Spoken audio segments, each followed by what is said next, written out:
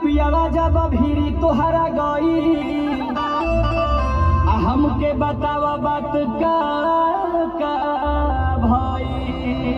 बलब बरत रहे हो, बलब बरत रहे हो, सैया चोचा वाला रात प्यार करत रहे हो, सैया चोचा वाला रात प्यार करत रहे हो, सैया चोचा वाला रात प्यार करत रहे हो।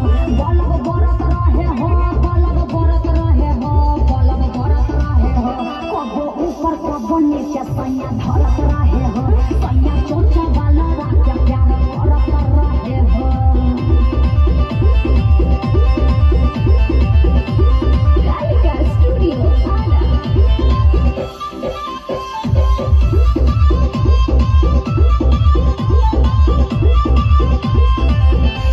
अरे बोला बोला पलंग कैसे हिला, मजा आई हो। कैसे कैसे खेला तू पलंगिया पर खेललू, आ कई बार चुमा तू पियावा के दिहलू।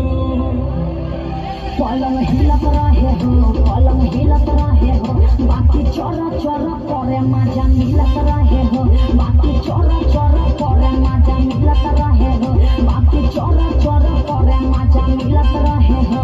बलब बरत रहे हो, बलब बरत रहे हो, बलब बरत रहे हो, सैया चोचा वाला रात प्यार करत रहे हो, सैया चोचा वाला रात प्यार करत रहे हो।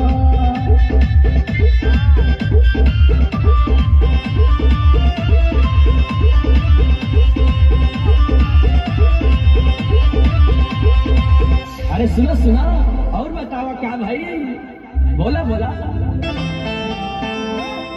अरे भोरे वाला बात तनी हमके बतावा, दीपक तिवारी अरवा के जोनी तरसावा।